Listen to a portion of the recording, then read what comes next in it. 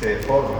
Y cuando hablamos de cómo se forma, entonces a partir de la acetilcoenzima A más un aminoácido que es la colina, mediante una enzima llamada colinacetiltransferasa, entonces se forman las moléculas de acetilcolina y por la intervención del calcio se libera a partir de la membrana presináptica hacia el espacio sináptico y entonces puede obtener acciones, dos tipos de acciones. Acciones nicotínicas y las acciones muscarínicas. La palabra nicotínica viene de nicotina y la nicotina es un alcaloide que se extrae del tabaco. Entonces, quiere decir que tiene acciones similares a lo que produce la nicotina. Y muscarina es un hongo, ¿no? O una seta, como quieran verlo, ¿no? Que se llama Amanita muscarina. Entonces, de ahí proviene ese nombre del receptor muscarino. Entonces, este señor, Sir Henry Day, observó que los distintos de la colina provocaban fenómenos similares a la nicotina, ¿no? O a la muscarina con dependencia del preparado farmacológico. Entonces, por eso es que existen dos tipos de receptores, ¿no? Eso es importante tenerlo presente porque a partir de esos receptores se van a generar las acciones de la acetilcolina. Entonces tenemos a acetilcolina y entonces esta acetilcolina va a actuar sobre los receptores nicotínicos y sobre los receptores muscarínicos. Estos nicotínicos se encuentran sobre todo en la musculatura esquelética. Entonces, musculatura esquelética. Más propiamente en la placa motora neuromuscular. Y los muscarínicos, así para hablar de manera genérica, no de manera específica, entonces estos receptores se encuentran en el músculo liso. Entonces, ¿de dónde? Del aparato digestivo, urinario, uterino, para mencionar algunos, porque después lo vamos a desglosar mejor.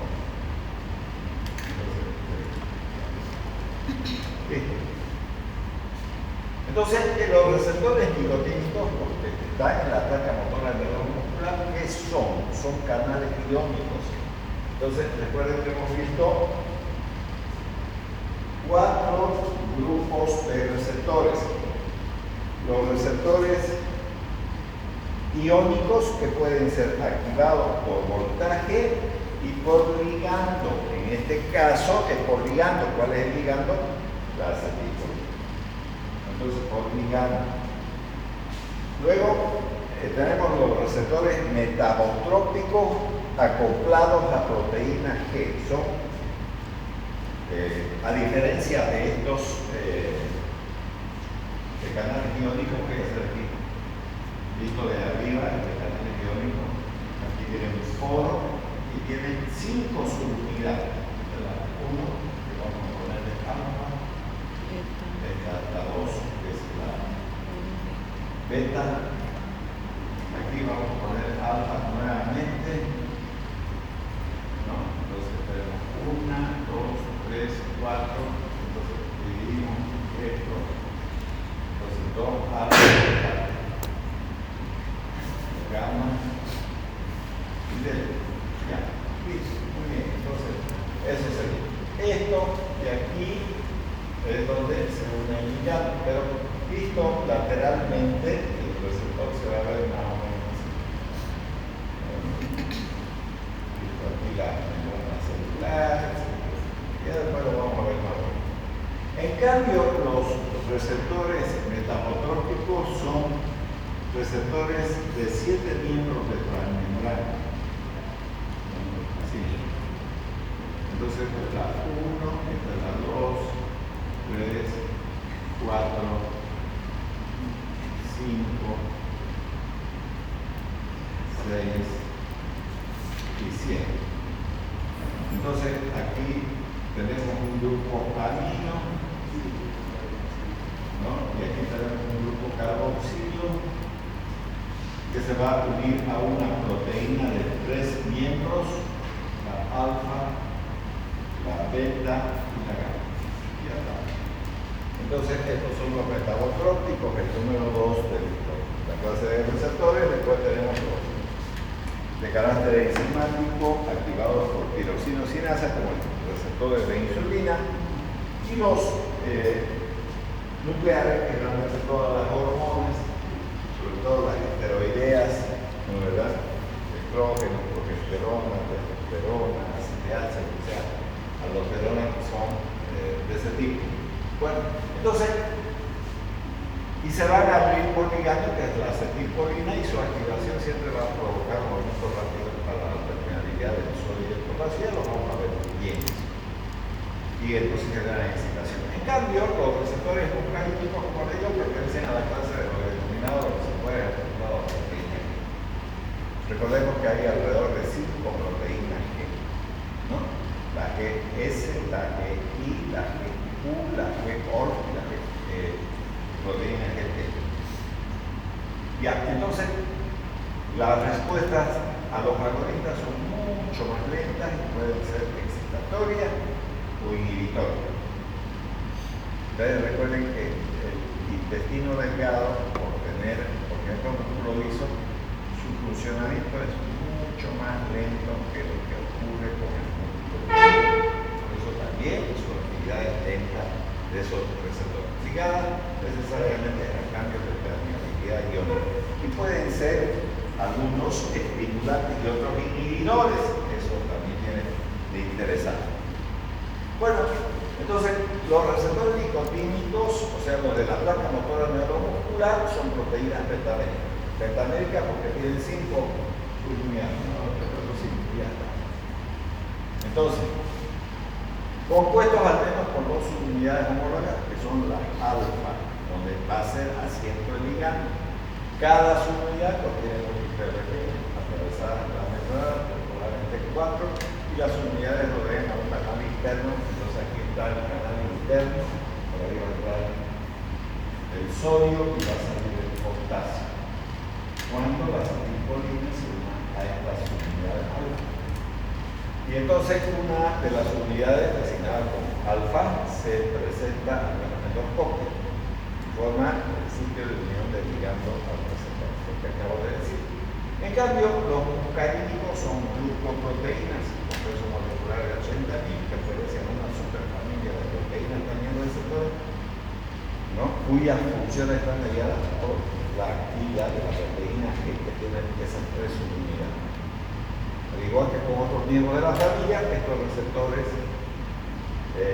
digamos, son estructuras proteicas que tienen 7 secuencias de aminoácidos y que atraviesan 7 veces la membrana celular, ¿no? Entonces, y ahí tienen las 7 veces que he dibujado ahí esas columnas proteicas.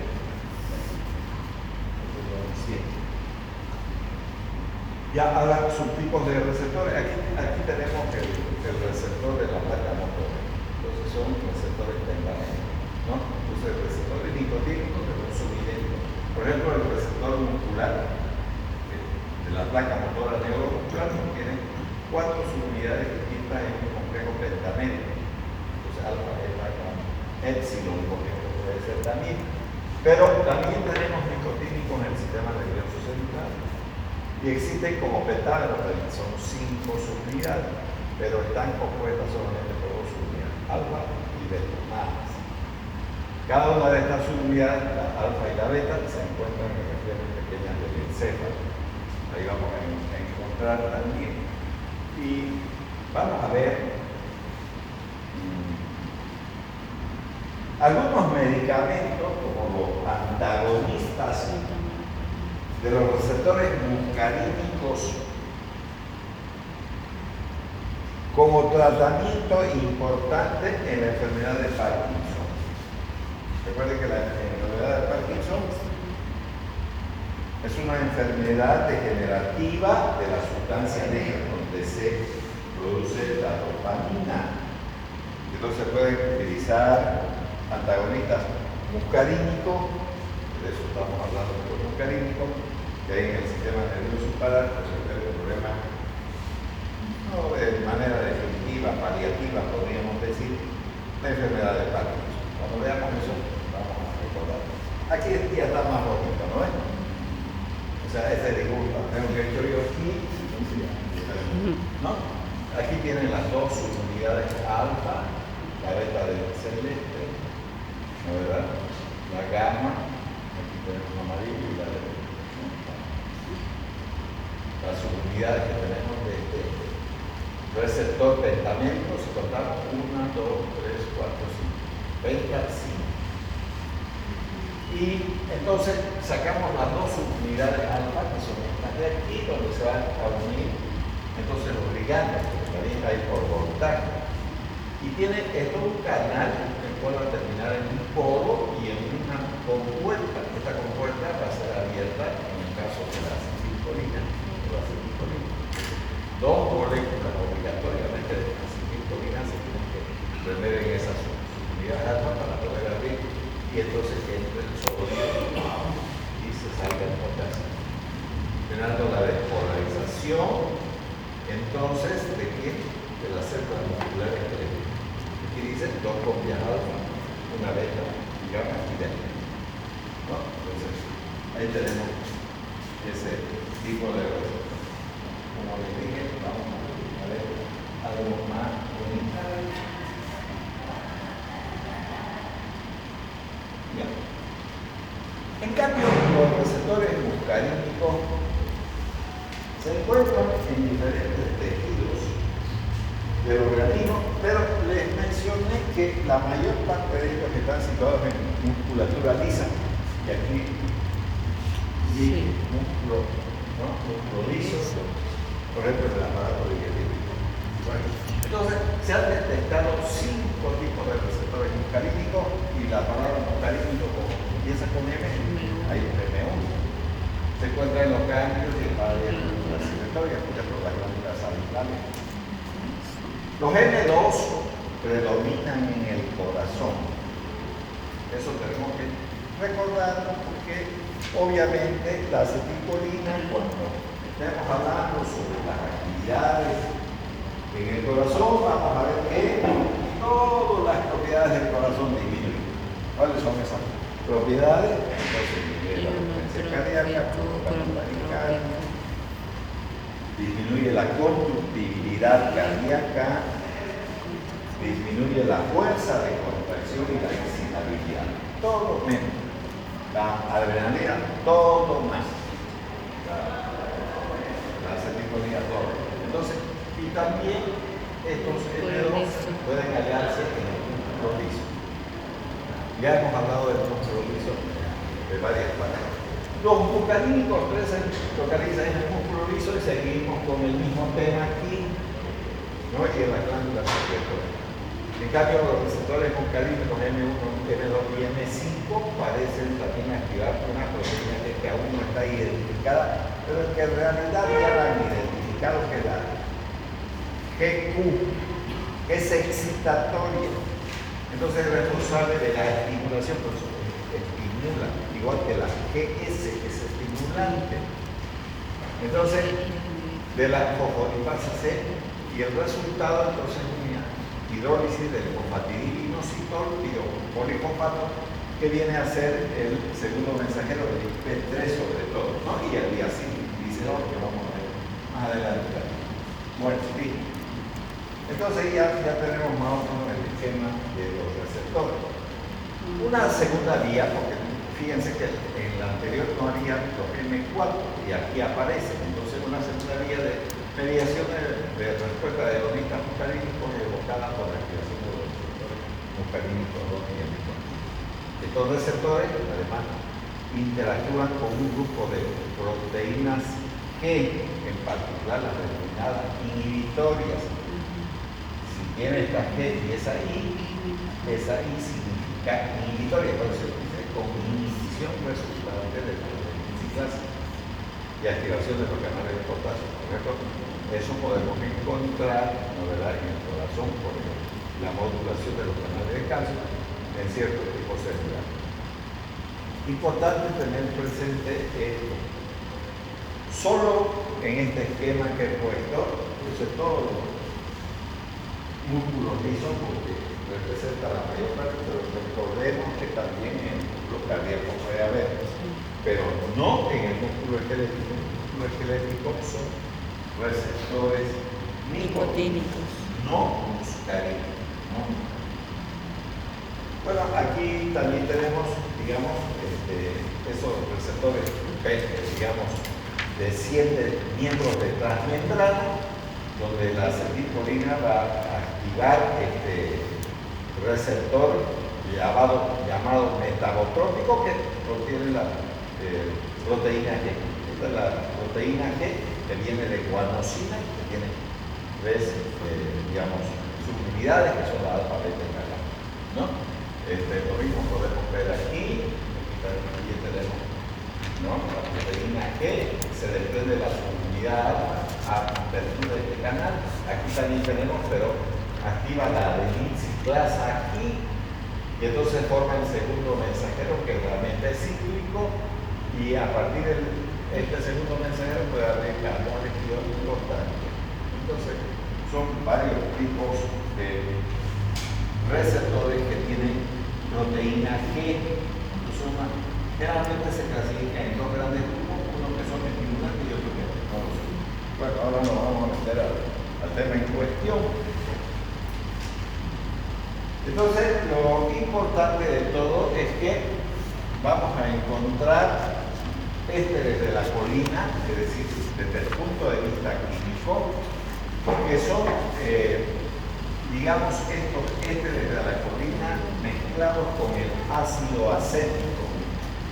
Recuerden que en las primeras diapositivas que hemos visto, dije lo siguiente: la acetilcolina se va a formar, ¿no?, a partir de la acetilcoenzima A, ¿no? Entonces, vamos a poner, no sé, acetilcoenzima A, más un aminoácido que es la colina, por medio de una colinacetil transferasa, entonces se va a transformar en acetilcolina. Una vez que se almacena en las vesículas esta acetilcolina por intervención del calcio, entonces se libera al espacio sináptico. Y una vez que se ha colocado, dependiendo del tejido que se trate, puede actuar sobre receptores nicotínicos, como puede actuar sobre receptores muscarínicos. Ya está. Pero aquí hay una enzima que se llama colinesterasa, entonces, que divide a la acetilcolina en dos elementos. La colina que vuelve a ingresar aquí y el ácido acético o acetato. El ácido acético, entonces es vinagre, ¿no? Entonces, lo que va a ocurrir por este ácido acético, entonces tenemos a la acetilcolina, pero también otros compuestos, ya no de origen natural, sino sintético, como la acetilbeta-meticolina o metacolina, también se denomina. Sin embargo, hay otros ésteres que no son ésteres de la colina más ácido acético, sino que son ésteres de la colina igual, pero unidos al ácido carbánico. Y entonces generan otros productos, por ejemplo, la carbamilcolina o carbacol, y además la carbamil-beta-meticolina o beta-necolina. Entonces veremos los. Ahora, ¿qué diferencia hay entre estos? Que estos duran poco tiempo, realmente entre 80 a 120 milisegundos. En cambio, estos, como tienen un ácido carbánico, entonces no son hidrolizados por las colinesterasas de manera rápida. Lo hacen mucho más lentamente y por lo tanto tienen una mayor durabilidad en el organismo. Esa es la diferencia en términos de la metabolización o hidrólisis y producción de una molécula de agua. Ya tenemos el panorama. Bien. Entonces, la esterificación con ácido carbánico confiere a la molécula una alta resistencia de hidrólisis por la colinesterasa. Nosotros en el plasma sanguíneo tenemos las pseudocolinesterasas, las digamos colinesterasas plasmáticas llamadas así, de manera general, que no metabolizan tan rápido esa unión del ácido carbánico con la colina, por lo que su acción va a ser mucho más prolongada que la acetilcolina. La metilación en posición beta de la metacolina y del beta-decol aumenta también la resistencia a la hidrólisis, y además reduce la potencia de la activación de receptores nicotínicos. Entonces, placa motora neuromuscular, está diciendo aquí, por lo que sus efectos se restringen más al espectro muscarínico que al nicotínico. O sea, tiene mucho mejor acción sobre esos receptores muscarínicos, que la mayor parte de ellos se encuentran en los músculos lisos, puede ser incluso de la vesícula, del colero, de los piletes. Pero no nos olvidemos nunca que esos receptores muscarínicos también los encontramos en el corazón, o sea, en la musculatura cardíaca. Y todavía, mucho más importante, es esa actividad en las aurículas que los ventrículos. Ya. Ahora, los alcaloides naturales, ¿no?, poseen un nitrógeno terciario. Entonces, esos terciarios pueden atravesar la barrera hematoencefálica, pero los cuaternarios no lo hacen. Entonces, por ejemplo, la acetilcolina no pasa la barrera hematoencefálica fácilmente, y si lo hace en pequeña cantidad. Pero como provienen de dos fuentes, o sea, del tabaco también, porque hay efectos nicotínicos, y de la manita muscarina, que es un hongo venenoso, entonces habrá que ver que eso tienen, por ejemplo, nitrógenos cuaternarios como la muscarina obtenido de la manita muscarina. Aunque este es un veneno, este hongo, pero tiene no mucha actividad muscarínica en realidad a nivel cerebral, porque sí contiene otros alcaloides que lo usan las personas para generar alucinaciones. Hay mucha gente que usa esos productos con la finalidad de generar en las personas de que existe brujería y todas esas cosas, que lo ven al diablo, lo ven a Dios, ¿no? Viven volando, digamos, ¿no? El diablo. No hay, pues, no es cierto, porque en serio no hay. ¿Qué vamos a hacer si no hay? ¿No? Como saben ustedes, la religión, por ejemplo, ha sido muy buena en muchos aspectos, porque si no hubiese religión, el ser humano se mataba y desaparecía la humanidad. Entonces, es bueno que siempre alguien crea Dios, pero Dios también ha terminado, digamos, siendo un compositor en el desarrollo mental, porque él mismo ya dijo, ¿no? Ahora el hombre es como uno de nosotros. O sea, quiere decir que nosotros somos como los dioses igual. Probablemente para muchos seres vivos lo seamos. Por ejemplo, los perros no tienen mucho aprecio, no deben de creer dioses también, como los humanos creían de otros seres que han tenido de habitar la tierra, porque esas maravillas como las pirámides y demás cosas no la han hecho como se dice el libro, como se dicen, no, mentiras. No. Nadie puede hacer saber que hagan ahorita eso. No hacen. ¿No? Y además dice que son, ¿cómo dicen? Que son lugares funerales de los faraones, ¿no? Encontraron un cadáver ahí. Entonces, no tiene nada que ver con eso. Pero bueno, ya está, así, nuestra historia. Bueno, la cuestión que los religiosos hacen eso. ruega a Dios, ruega al diablo, ¿no? Pero yo nunca he visto nada ni voy a ver nada. Entonces, ahora, tienen un nitrógeno cuaternario de samanita muscarina, que vuelvo a decirles que más que la muscarina tienen a otros alucinógenos. Entonces, por eso consume la gente para vivir volando, ¿no? Pues, un nitrógeno terciario, la tirocarpina también proveniente de otra planta que es el tirocarpina oral, la arecolina de otra planta que se llama Areca catechu, como pueden ver, y su derivado sintético, la acetidina. Entonces, ya tenemos un conjunto de fármacos, ¿no? De sustancias farmacológicas que provienen de diferentes vegetales también.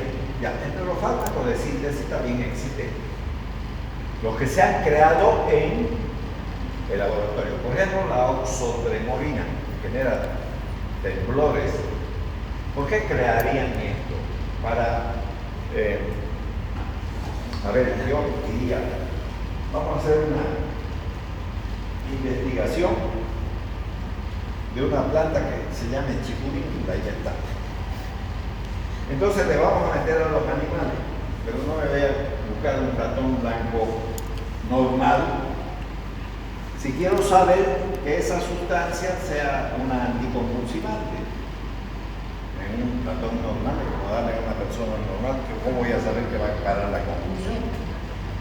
Tuviese que generar convulsiones en ese animal para ver si el producto en cuestión puede detener esa convulsión. Bueno, si crearon oxotremorina para experimentar. Por eso dicen que por su poderosa acción de la oxotremorina en el sistema nervioso central solo se usa con fines de investigación. O sea, ponen a los animales porque busca eso y entonces ver y probar algún medicamento que podría tener, digamos, efecto de eso. Si no creamos ratones, monos o lo que sea diabético, ¿cómo vamos a saber que vamos a curar la diabetes? ¿No? Si le dan a los animales normales, ¿para qué a los normales? Si están normales, ¿para qué le van a dar nuevos? En el laboratorio se hace todo eso. Y hoy en día, obviamente, la Sociedad Protectora de Animales cuida también, porque todos tienen derecho a la vida, no porque sean animales deben de morirse, no es así.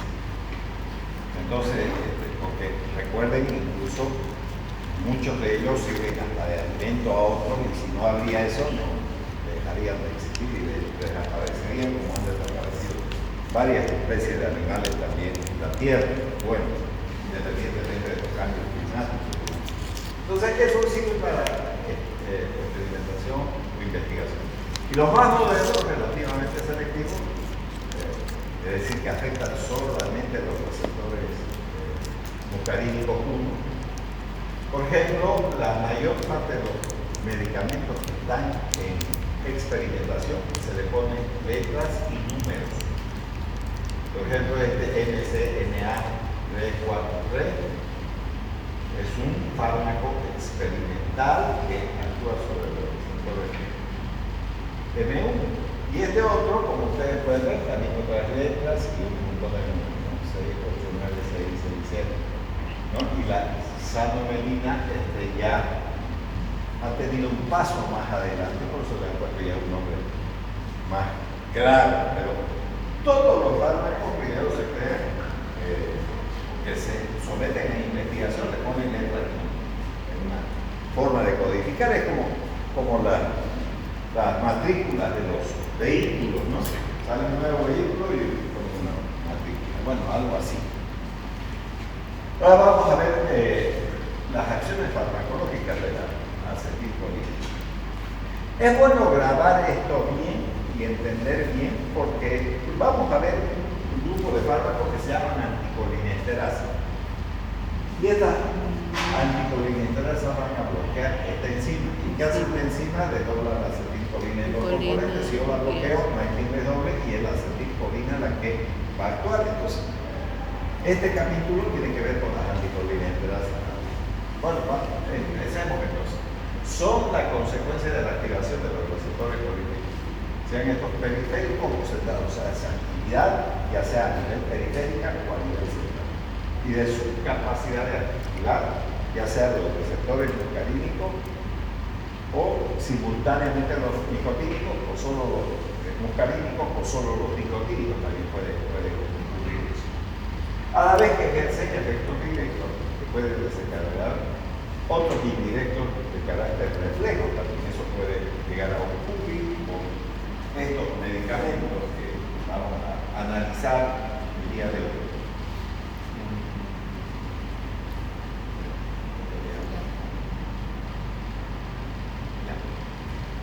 Bien, entonces nos vamos a meter a esa farmacodinámica. Entonces, por ejemplo, el carbacol activa todos los receptores muscarínicos, aunque se fija más fuertemente a los muscarínicos donde había esto en el músculo cardíaco del cuerpo.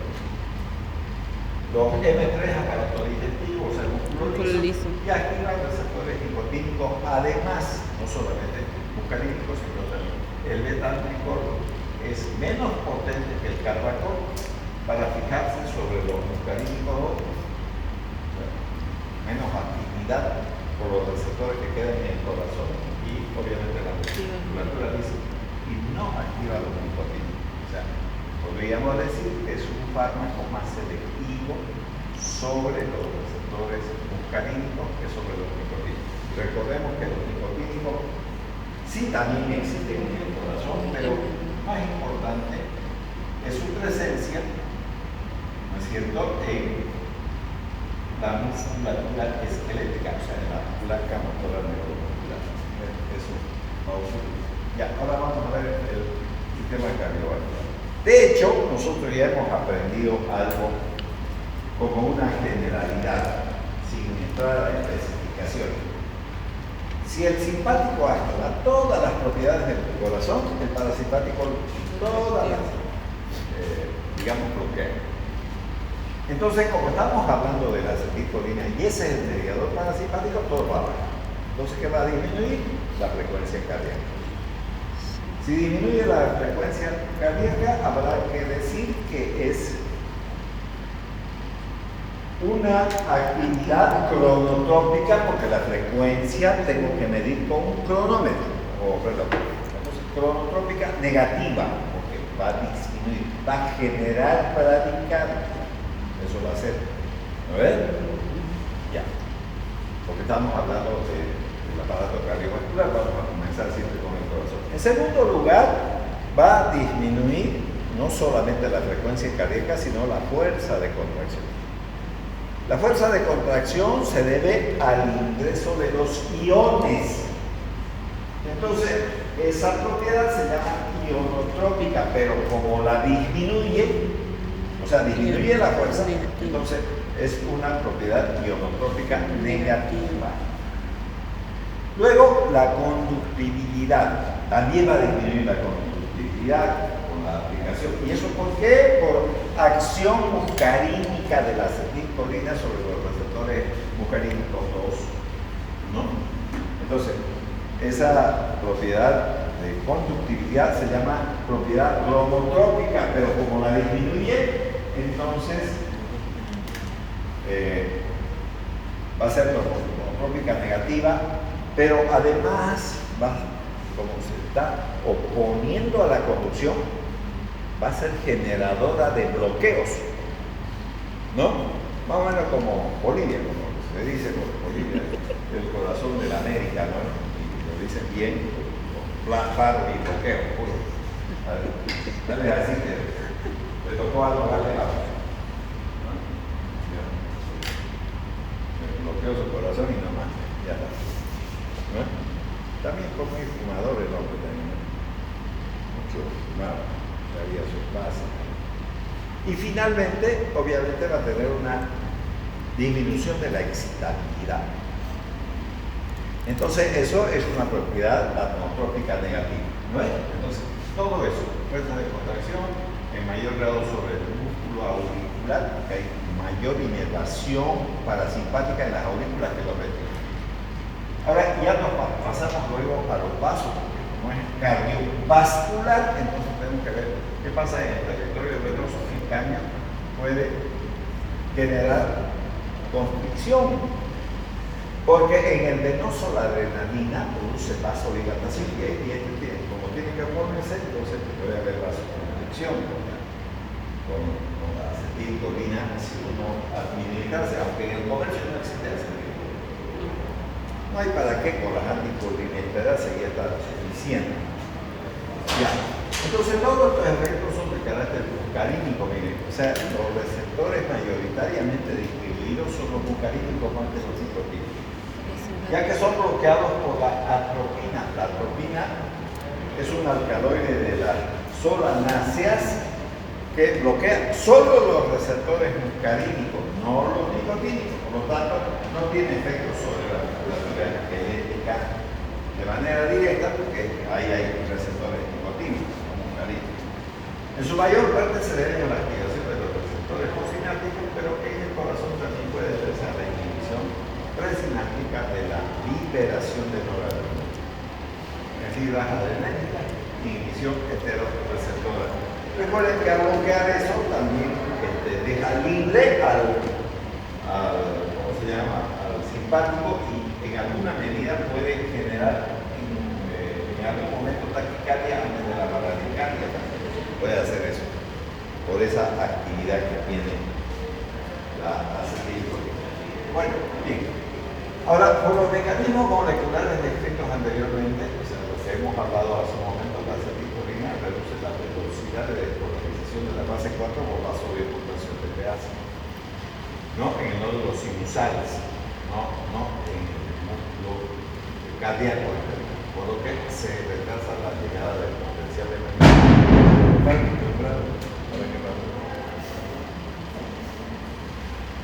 en el músculo auricular acorta la duración entonces del potencial de acción y del periodo refractario eficaz. Recuerden que el periodo refractario es cuando uno se puede volver a estimular la fibra cardíaca, ¿no? Además, reduce la fuerza de contracción y hemos hablado en el nódulo ventricular, aumenta notablemente el periodo refractario porque es causa del bloqueo. Ya hemos hablado del bloqueo del control. ¿No? Y eso va a ocurrir en el músculo ventricular, la inervación colinética eficaz, dirigida principalmente al sistema de conducción. Entonces, si alguien de hecho tiene una patología previa, como por ejemplo la enfermedad de Chagas, que produce bloqueo renal, y uno administraría acetilcolina, empeora el cuadro del paciente, porque obviamente va a aumentar los bloqueos. Y si de hecho ya tiene por otra patología, otra causa, bloqueo, problema para el paciente.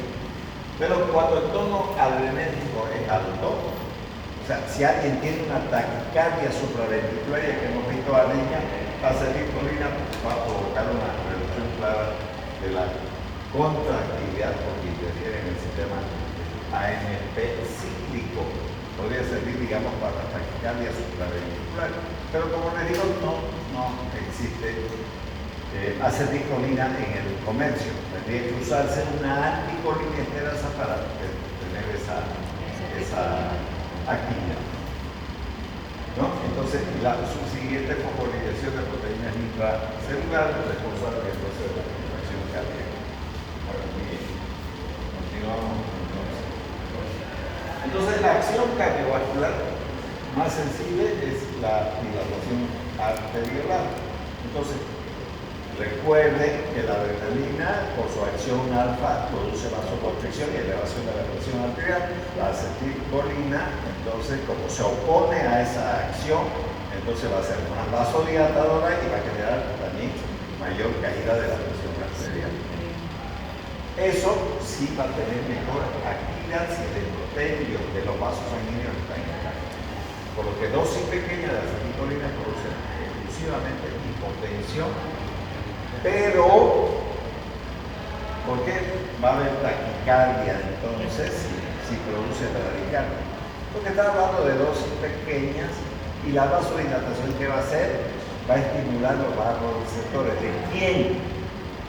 De de las carótidas. Entonces eso va a viajar a la base del cuarto ventrículo, donde queda el centro cardiovascular, y por vía nerviosa va a llegar al nódulo sinusal, generando una taquicardia compensadora. Por eso es que aparece la taquicardia. Te habla, ¿no? La taquicardia refleja.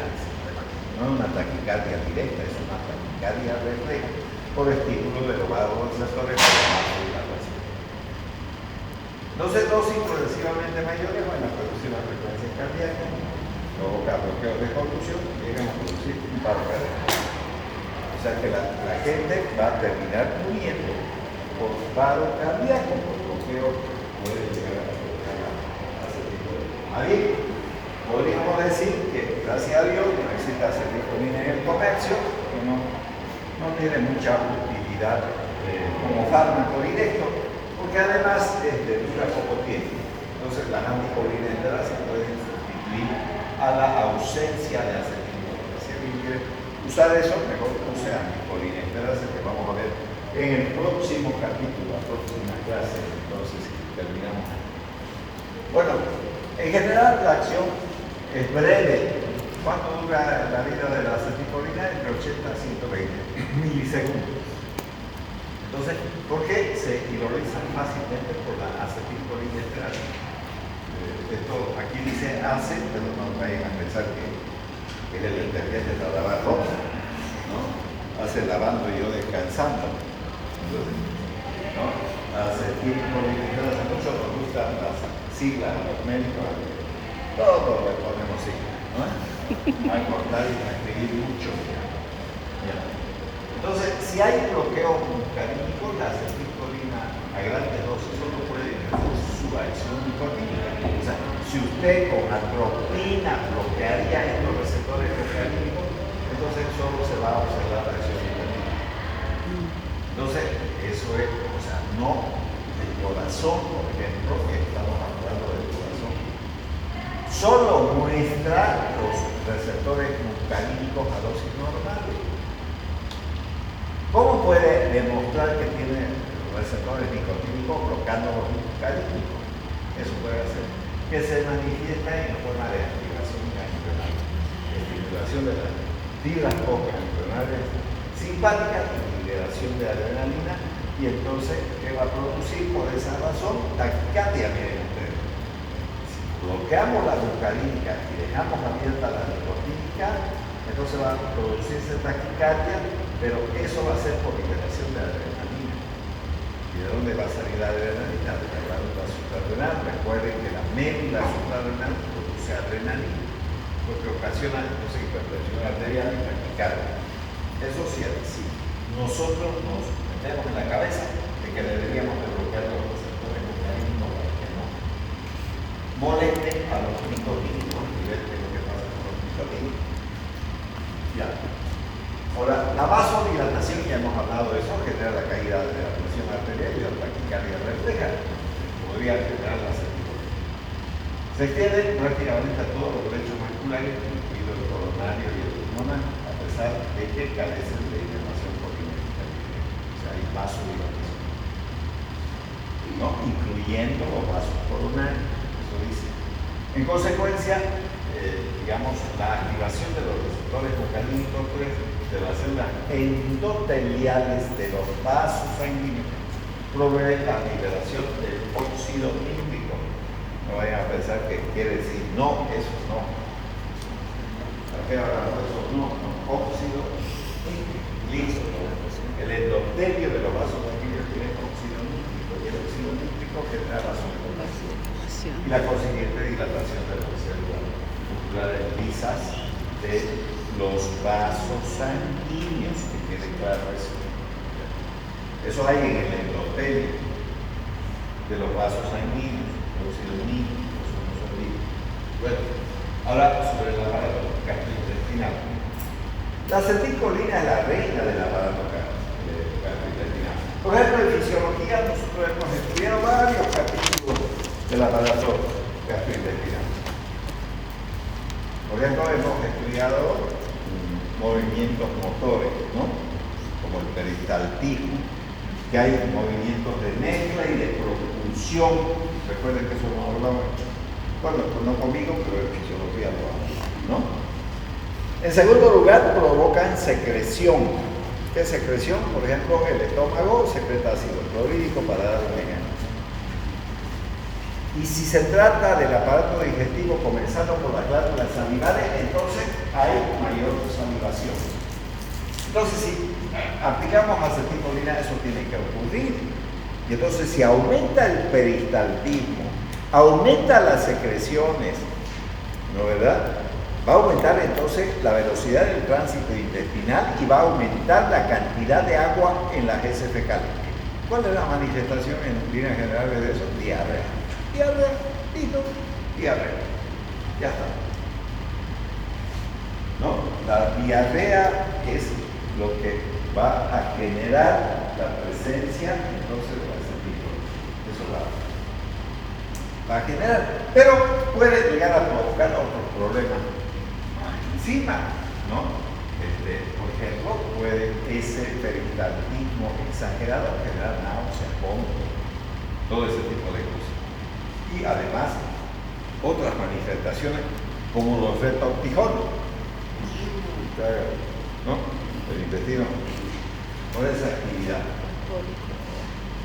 Por ejemplo, Alejandro me contaba que se fueron a vacunar perros y las compañeras terminaron de enfermar, digamos, un problema intestinal ahí, náuseas, vómitos. Intoxicados.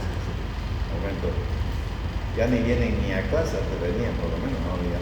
Les agarró de verdad mal esa vacunada de perro.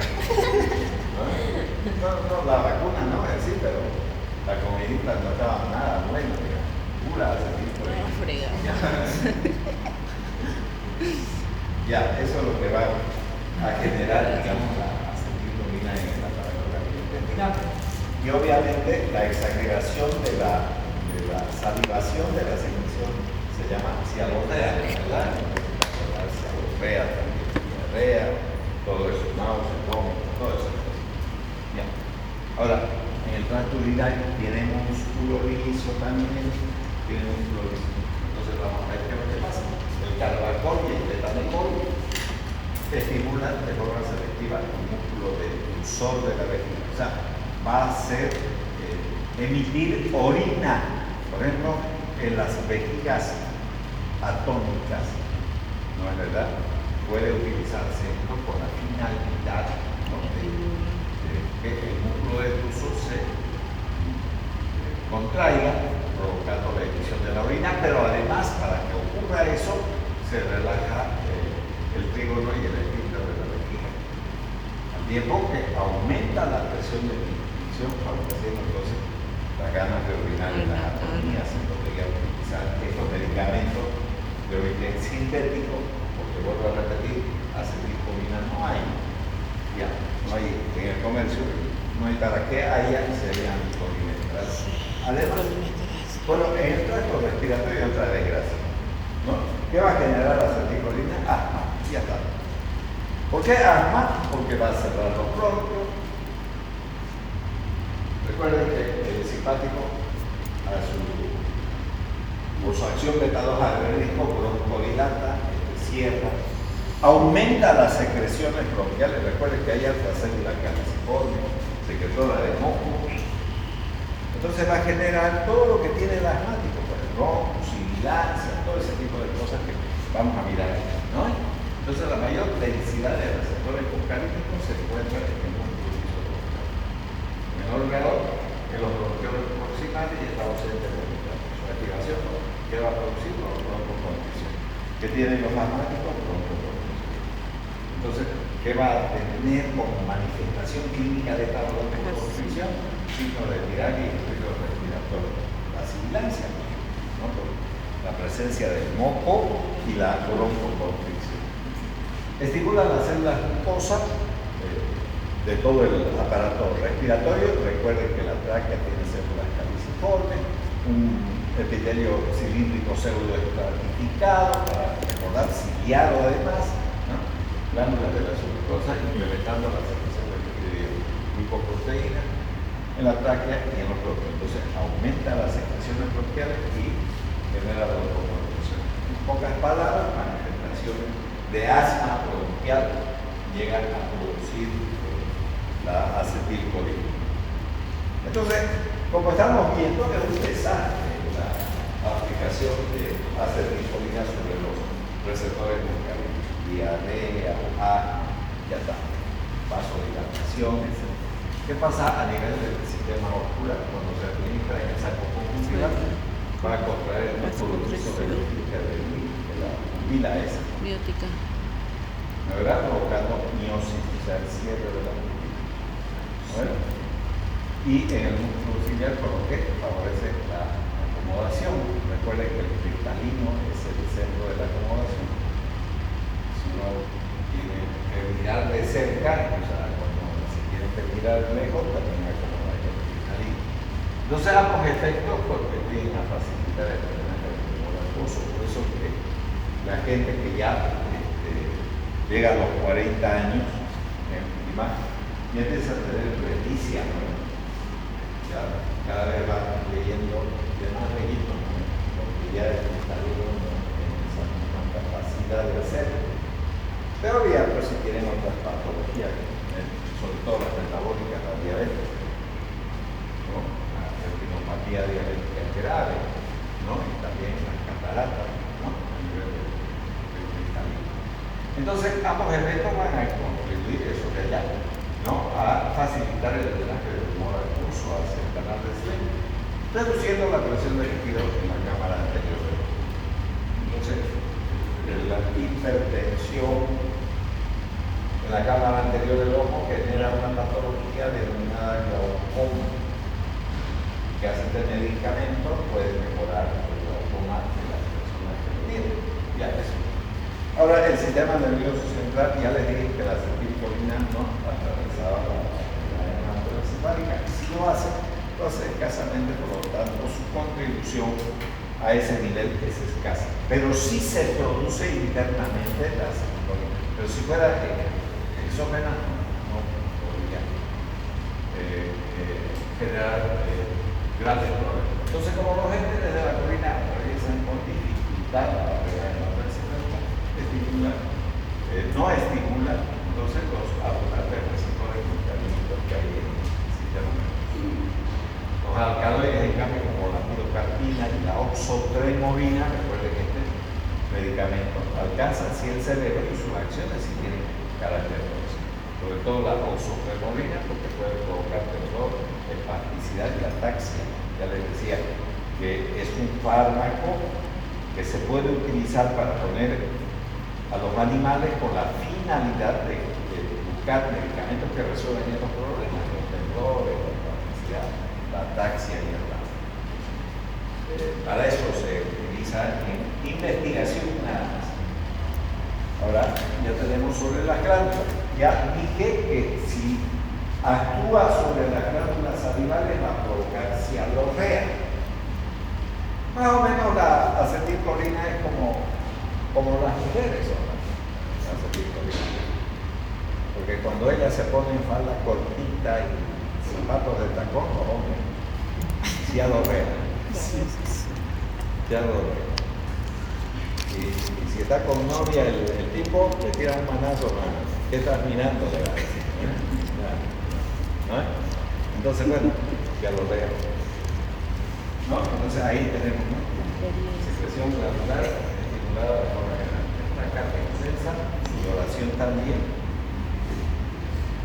producida por la pilocarpina, acción que requiere la presencia de fibras colinética. Recordemos que las glándulas sudoríparas también juegan un papel preponderante, no solamente la salival, y bueno, y todas las glándulas en realidad han aumentado su secreción. Hay glándulas situadas en todo el tracto gastrointestinal también, ¿no? Bueno, listo. Ahora las características farmacocinéticas. Ya les dije que la acetilcolina en realidad dura poco tiempo y por lo tanto, digamos, no se genera como fármaco. En todo caso, las anticolinesterasas serían mejor. Entonces los agentes de la colina se absorben mal por vía oral y se hidrolizan en el propio tubo digestivo. La velocidad de hidrólisis depende también de la resistencia que tenga ese producto los que están unidos al ácido carbánico son mucho más resistentes a la hidrólisis y por lo tanto van a durar más. Sin embargo, la absorción intestinal de betamecol, carbacol es suficiente como para producir efectos generales, porque esos dos productos no son asociados, o sea, la colina asociada al ácido acético, sino al carbacol. Y el carbacol presenta una resistencia a la hidrólisis y entonces eso hace que dure más. Ya está. Eso es lo que ocurre con esos medicamentos de origen sintético, no natural. Ya. Entonces, los alcaloides se absorben en el tubo digestivo, aunque la muscarina lo hace en menor grado que las demás. Por eso, como es un hongo alucinógeno, más lo consumen por lo alucinógeno que por las acciones muscarinas. Por vía oral, todos ellos pueden provocar un cuadro tóxico de carácter poligénico también, aunque no es muy frecuente, vuelvo a repetir, la actividad polinética con la muscarina, sino es más de tipo alucinógeno. Ya, ahora aquí las reacciones adversas no son más que la extensión de la acción de la acetilcolina, ¿no? O sea, las reacciones, o sea, si aumenta el pericarditismo, la consecuencia peor será diarrea, ¿no es? Para poner un ejemplo más. Entonces, la activación generalizada de los receptores muscarinos en los diversos órganos intestinos construyen la base de los abundantes efectos secundarios. Entonces, ¿qué va a producir? Náusea, ya hemos hablado, vómito, dolor, subesternal, dificultad respiratoria por la broncoconstricción, aumento de la secreción, ¿no es verdad? Bloqueo de construcción, ya hemos hablado de eso también, que es producido por la acción muscarínica sobre el receptor muscarínico 2. Son más importantes las innervaciones a nivel auricular que después la conducción intracardíaca y también puede llegar a provocar diaforesia. Eso también va a producir como efectos adversos. El dolor epigástrico, los retortijones, ya hemos hablado, los cólicos intestinales, dificultad en la acomodación por la actividad a nivel ocular, cefalea, salivación. Todos estos efectos pueden ser bloqueados con la atropina. La atropina vendría a ser el antídoto de una intoxicación por acetilcolina. Pero hay que tener en cuenta una cosa, pero la acetilcolina tiene acciones nicotínicas y muscarínicas, y la atropina solo muscarínica. Pues todo lo que se refiere a receptores muscarínicos lo va a bloquear. ¿Cuánto se debe de administrar? Entre 0,5 a 10 miligramos por día intramuscular o intravenosa de atropina, y ya se tiene ese aspecto muscarínico, pero no nicotínico. Vuelvo a repetir que eso no va a ocurrir. Ya, la ingestión de cetato, o sea, la amanita muscarina, enseguida vamos a ver eso. Si ve, produce un cuadro agudo de intoxicación por mimética muscarina, cuyos síntomas aparecen entre media hora a una hora, consistiendo en un cuadro de cialorrea, epístola, náusea, vómito, dolor de cabeza, trastornos visuales, cólicos, diarrea, broncoespasmo, taquicardia, hipertensión y shock puede llegar a provocar, aunque vamos a ver un poquito más adelante que no necesariamente ese hongo genera ese tipo de problemas, sino más de tipo de lo que produce el psicotrópico, ¿no? El cuadro se controla con atropina, 1 o 2 miligramos. La intoxicación por la amanita muscarina, por su bajo contenido de muscarina en PDA, no produce efectos tóxicos muscarínicos importantes, sino que se debe a sustancias isoxazólicas de acción alucinógena. O sea, la gente busca esos hongos y consumen por la alucinación que produce en él. Entonces, lo cual provoca irritabilidad, desasosiego, ataxia, alucinaciones y delirio. Eso puede llegar a producir, digamos, un mito llamado amanita muscarina. Ya ahí tienen ese honguito, la amanita muscarina, tienen color rojo. Obviamente se encuentra en el campo y hay más en América del Norte, y no tanto, o sea, por lo menos que sepa yo, no hay en América, salvo que alguien haya traído y haya hecho desarrollar el hongo. Bueno, el tratamiento requiere benzodiazepinas y medidas complementarias de apoyo. Por ejemplo, la morfina puede agravar el delirio, pero puede mejorar la actividad, si se quiere, de detener la acción de la manita muscarínica. Muy bien, con eso terminamos la clase del día de hoy.